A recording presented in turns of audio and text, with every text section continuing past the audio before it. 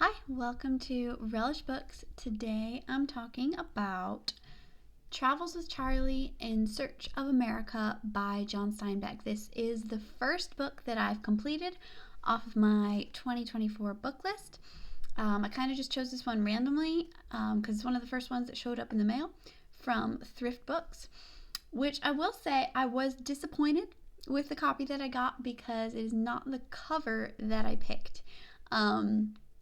It might just be their policy since it's like a thrift store company that they just send you whatever they have, but they had so many options of cover art and I went through and picked the one that I wanted that looked really nice, and then I got this one, which is fine. It's a nice feeling book. It's in good condition for what it is.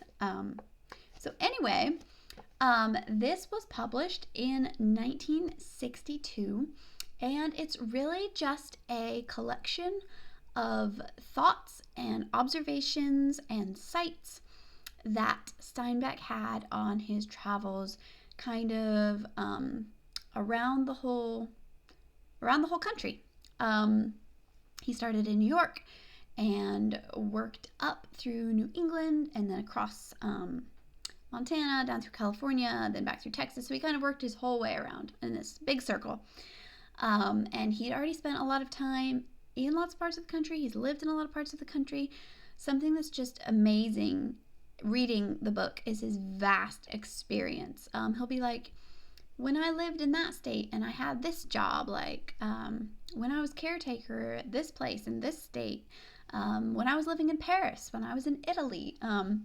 So just his vast travel and vast experience, which kind of explains how he sounds so knowledgeable in his writings, as well as his clearly immense amount of books that he's read, just from some of the books that he took with him on his trip. It's a very fun little book, little in comparison to most of John Steinbeck's writing, or at least some of it. The most recent that I read was The Grapes of Wrath, and that's part of why I wanted to read this. I've always kind of wanted to read this book because it just sounded fun to me, just this author traveling around with his dog. But having just recently read The Grapes of Wrath, I wanted to see what John Steinbeck would sound like when he was just writing as himself. And it is pretty fascinating because The Grapes of Wrath is so literary and so heavy and so slow. Every word is so measured. And then you read this and it's like, yes, his command of language is still there. It's still very well written, but he's so much more relaxed. He's just talking as himself, and it's still written with precision, but not with the painstaking care that The Grapes of Wrath is. So there's a lot I could say about this book. It's kind of hard to really sum it up at all because it crosses so much different material, and it's not a novel, it's nonfiction, and it's just a lot of observation, a lot of truths, a lot of just analyzing things, thinking about things. There's a lot of just fun stories of his travels, the character of his dog. It is really fun. It kind of ends on a kind of depressing note, something that I didn't realize reading the book. I know about American history, I know that these things happened, but it's hard for me to place in my mind what America was like at the time of these things happening. For instance, I thought that 1960 doesn't seem so long ago, really. That's not even 100 years ago. Not even nearly 100 years ago. And yet, this is when kind of towards the end of the book, he comes across the very, it was right in the middle of the desegregation of the schools in the South, and he kind of comes upon that, and he purposely goes to see the violent and horrible protests that were happening at the schools. You get that very clear picture, the Norman Rockwell picture of the little girl going to school, and he witnessed that. So that was shocking for me in a way, because I was thinking somehow that was longer ago, 1960, it just doesn't sound that long ago. And I feel like things have changed so much. But when you read the rest of the book, when he's looking at across America, yes, things have changed a lot, but it didn't feel that old. And so that was the time period that this was happening. Kind of startled me. That's something I wasn't expecting, something that was disturbing. We like to think, even if you don't believe, like I don't believe in evolution, and yet we have this in our minds that people evolve almost, that we've changed so much. And that's not really true, just stuff I was thinking about reading it. There's always stuff like that, something that he observed in the protesters was that they didn't really care, about what they were protesting. The main ones, the loudest ones, they only cared about attention, and they were performers, They just wanted the attention, and they would do whatever to get it at the expense of whoever. And there are always people like that, They just trade one issue for another, and people don't ever really change. So that's kind of discouraging, but at the same time, it is very encouraging when you think about that this wasn't that long ago, which in one sense, of course, is shameful, but on the other hand, it is encouraging to see how far the nation has come, at least in that area. And I do appreciate, too, that Steinbeck is very...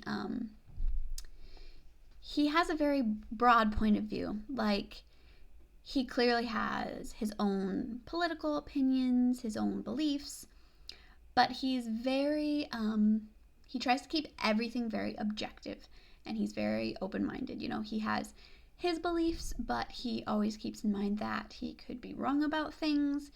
He tries to keep something that I think everybody should maybe do some more, is that he always remembers that he has things in common with everybody, or most everybody. I just really like his kind of tone in the way that he deals with these things, where you see that, yes, he has an opinion, but he makes room for what other people think too. He's really in search of what people think. When he's going in search of America, it's really not so much the sights, but the feeling of the people of America. And I really liked what he said about the idea of Americans versus an individual American. Because he would talk about like how Europeans would talk about the Americans in general, but then, you're different as an individual. And, he talks about how all the people that he met on his travels, none of them, he never found like the Americans. They were all individual people. And yet looking back, he could kind of see, looking back over all the people together, he could kind of see this picture of the Americans and the things that they have in common. And so I just really enjoyed his insights. I enjoyed that. I enjoyed his perspectives, even though I definitely disagree with him on some very fundamental things. But at the same time, that doesn't really bother me because I know the way that he's open.